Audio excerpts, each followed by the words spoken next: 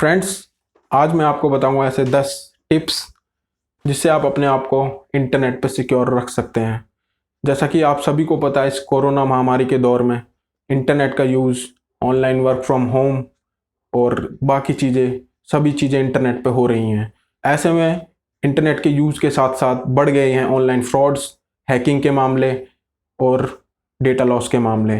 तो ऐसे में आपको सिक्योर रहना बहुत ज़रूरी है और सिक्योर होने के लिए आपको कुछ ऐसे मेथड्स अप्लाई करने होंगे जिससे आपका डेटा लॉस ना हो और आपका जो पर्सनल डेटा है वो किसी पे ना जाए। तो मैं आज आपको बताऊंगा ऐसे 10 टिप्स जिससे आप अपने आप को पर्सनली सिक्योर रख सकते हैं एवरीडे लाइफ के अंदर। तो दोस्तों, मैं हूं राजीव और आप देख रहे हैं टेक एंड ऑटो ज्ञान। लेट्स एक्सप्लोर द ज्ञान।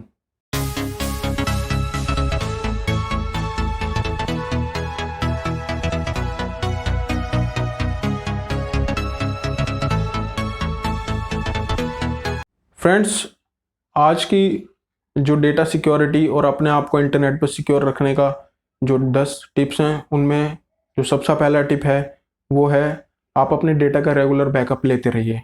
अगर आपके पास अपने रेगुलर डेटा का बैकअप होगा तो अगर आप कहीं पे डेटा लॉस हो चुका है या करप्ट हो चुका है, ऐसे में आपके पास अगर बैकअप नहीं है तो आपको बड़ी मुश्किल हो जाएगी। अगर आपके पास बैकअप होगा तो आप अपनी मशीन को दोबारा रिकन्फिगर और उसमें ओएस अपडेट करके दोबारा डेटा री इंस्टॉल कर सकते हैं। ये बड़ा आसान रहेगा आगे के लिए आपको। दोस्तों, बढ़ते हैं अगली टिप की ओर। अगली टिप है दोस्तों कि आप अपने लॉगिन्स के अंदर या अपने सोशल मीडिया अकाउंट या बैंकिंग में भी आपने जैसे देखा होगा कि मल्टी फैक्टर ऑथराइजेशन या 2 फैक्टर ऑथराइजेशन होता है। जैसे आपने पासवर्ड डाल दिया, उसके बाद वो आपको मोबाइल पे एक ओटीपी भी भेजता है जिससे वो 2 बार चेक करता है कि यूज़र जो है वो ऑथेंटिकेट है या नहीं। तो ऐसे में अगर जहाँ जहाँ आपको पॉसिबल है अपना ये 2 वे ऑथेंटिकेशन का जो पासवर्ड मैकेनिज्म है, इसको आप हमेशा अनेबल कीजिए। बढ़ते हैं दोस्तों तीसरी टिप की ओर। जो तीसरी टिप है वो है आपके पास जैसे जैसे कोई ईमेल आते हैं आपके ईमेल बॉक्स में, अगर आप उन्हें रिप्लाई करना चाहते हैं तो सबसे पहले आप उस जो ईमेल आया है उसका जो डोमेन है वो अच्छे से चेक कीजिए कि वो ऑथेंटिकेट डोमेन से आया है या ऑथेंटिकेट पर्सन से आया है। वो आपकी पर्सनल डेटा मांग रहा है या नहीं। अगर आपको वो कहीं बैंकिंग डिटेल से कोई पर्सनल डेटा शेयर करने के लिए बोलता है तो ऐसे में उस पर रिप्लाई ना कीजिए, उसे ओपन भी ना कीजिए। दोस्तों, बढ़ते हैं अपनी चौथी टिप की ओर। हमारा जो चौथी टिप है वो है पासवर्ड से रिलेटेड।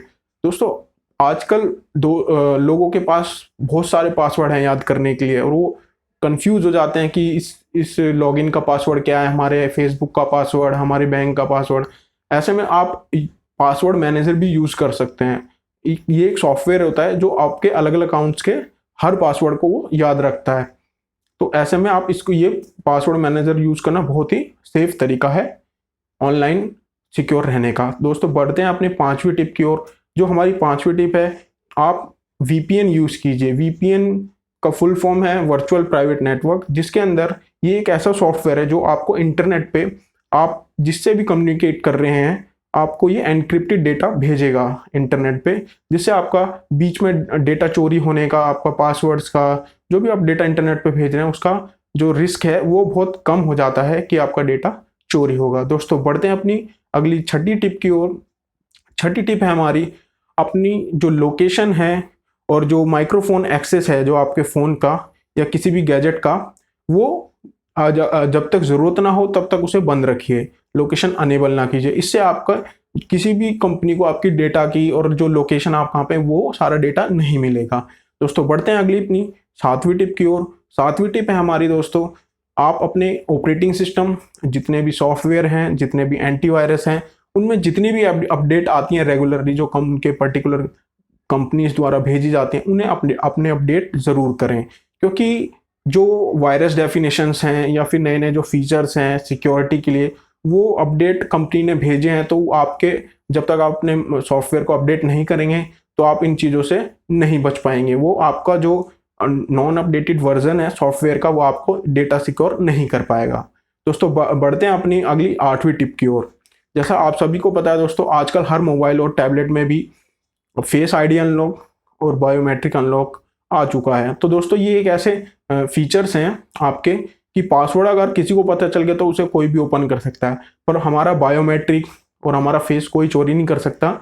और उसकी वजह से जिसका पर्सन का भी मोबाइल या फिर पर्टिकुलर डिवाइस है वही उसे ओपन कर सकता है और उसे वो ही यूज़ कर सकता है। तो ऐसे में ये बड़े अच्छे फीचर्स हैं और इनका यूज़ आप ज़रूर कीजिए।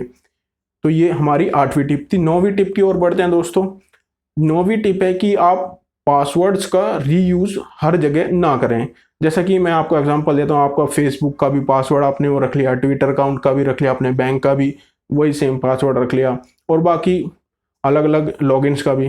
तो अगर ऐसे में अगर आपका एक पासवर्ड कहीं किसी भी अकाउंट का वो कॉम्प्रोमाइज़ हो जाता है, तो ऐसे में आप ये समझ लीजिए आपके सारे और जितने भी डेटा हैं, जहाँ पे भी आपने वो पासवर्ड जितने भी लॉगिन अकाउंट्स में वो यूज़ किया है, वो भी सत्यानाश हो जाएंगे, यानी वो भी कॉम्प्रोमाइज़ हो चुके हैं बाय डिफ़ॉल्ट। तो ऐसे में एक पासवर्ड सभी चीज़ों के लिए यूज़ ना करें।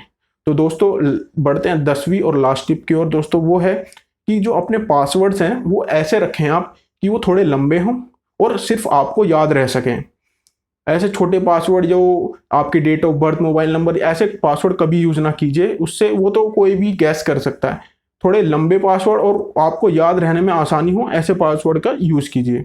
तो फ्रेंड्स, ये था आज का हमारा 10 टिप्स का एक वीडियो, जिसमें आपको मैंने बताया कैसे आप अपने आप को ऑनलाइन सिक्योर रख सकते हैं, डेटा से, फ्रॉड से बच सकते हैं, और जैसे इंटरनेट का इस्तेमाल बढ़ गया है उसको आप अपने आप को एकदम सिक्योर रख सकते हैं हैकिंग से भी।